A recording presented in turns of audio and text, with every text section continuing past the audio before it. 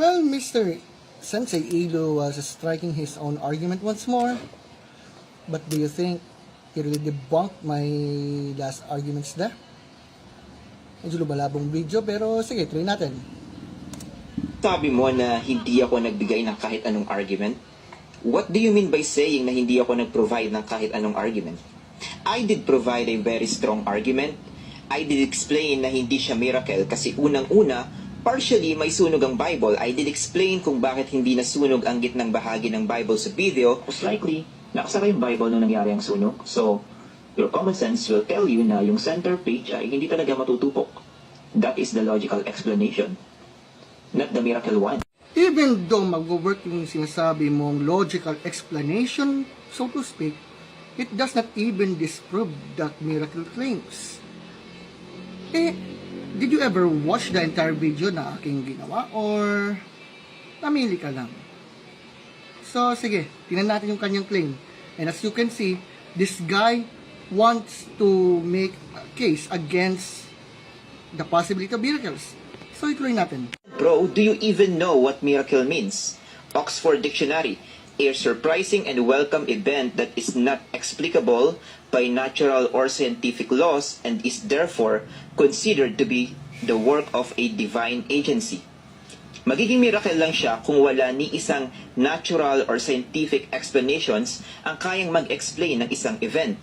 Ika nga ni David Hume, miracle is simply a violation of laws of nature. Yan ang simple definition ng miracle. Sa video na nasunog yung libro, may nag-violate ba doon ng laws of nature? Kung wala, edi hindi siya miracle. Ang tawag dito sa ginagawa mo ay Dunning-Kruger effect. You're trying to argue in something na you don't even have any idea about in the first place. What? Ako pala guilty yan sa ano tong tawag doon? Dunning-Kruger effect? Teka lang, review natin. Okay. Basta ka naman ba nag-akusa na ako yung guilty dito? Lack of critical thinking? A fragile ego? Ano to? Tapos, poor communication. Are you sure, Mr. Sensei Ilo, in what you're saying? You're already... Ano to? Tell me, are you already attacking me personally for this?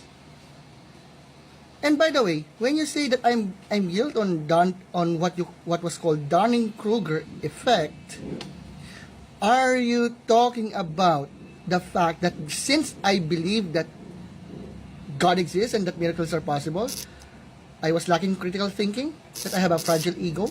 Is that what you're saying? So, nag-expect ako na talagang i-quote niya dito si David Hume. Well, basa tayo. So, ito yung atake kasi dito ni David Hume. A miracle by definition violates the laws of nature. The laws of nature have been established by firm and unalterable experience. Therefore, the proof against a miracle, sabi ni Hume, from the very nature of the act, is as entire as any argument from experience can possibly be imagined. At sabi pa niya, there must therefore be a uniform experience against every miraculous event. Otherwise, the event would not merit the affiliation. So, sabi niya, nothing is esteemed a miracle if it ever happened the common course of nature. Pero, may debunking ba dito? Sa gagawin natin? Ito ay meron tayo. Alam nyo kasi, sa argument mismo ni Hume, he clearly begs the question by simply defining miracles as impossible. Doon pa lang may presupposition na itong si David Hume at si Mr. Sensei Ilo na isang mystic atheist na imposibleng may miracle kasi violation yun sa violation yun sa laws of nature, so to speak. For if miracles are a violation of what cannot be altered, then miracles are by that very fact information. Hume's uniform experience either begs the question, yamang ginamit mo po yung quote from David Hume, so yung ganong argument begs the question, or is a special pleading. You accuse me of being guilty on Dunning-Kruger effect? In reality, your own argument that was based on David Hume is just a special pleading. O, ito pa. It begs the question if Hume presumes to know the experience is uniform in advance of the evidence. So, how can one know that all possible experience will confirm naturalism without access to all possible experiences, past, present, and future? And if, on the other hand, Hume simply means by uniform experience the select experiences of some person who have not encountered a miracle, special pleading po yan, Mr. Sensei Ilu. So, others claim to have experienced miracles. Sabi ng Stanley Jackie, itong kanyang obserbasyon, insofar as he was a sensationalist or empiricist philosopher, he had to grant equal credibility to the recognition of any fact, usual or unusual.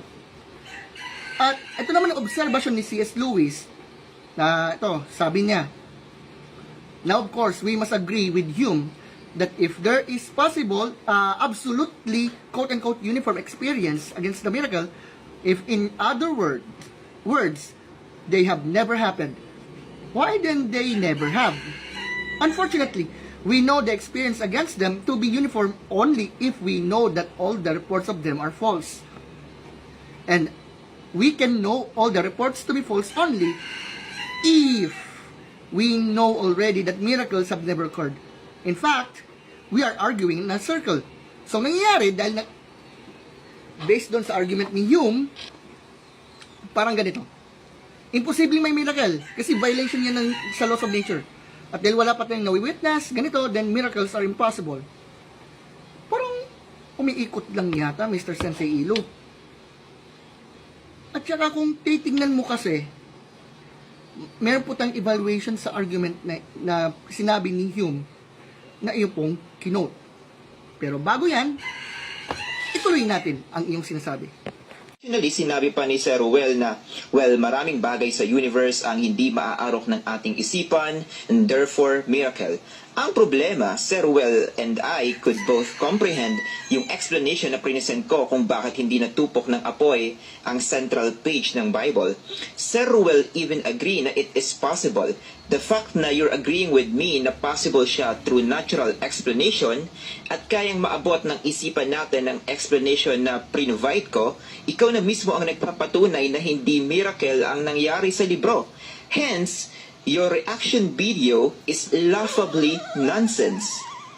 Ganda-ganda talaga ng inedit mo sa akin, Mr. Ilu. Pero yan ba ang masasabi mong proof that miracles are impossible? Nagbanggit lamang ako ng isa pang explanation dyan. Pero ibig bang sabihin, hindi na totoong miracles? Na hindi totoo na mayroon talagang naganap na mga himala? Sabi ko nga, even though, sige, sabi ko nga, kung napanood mo talaga ng mabuti yung video na yan, doon mo marirealize yung dalawang explanation. Either, talagang merong natural explanation na sinasabi, oh, baka may himala talaga.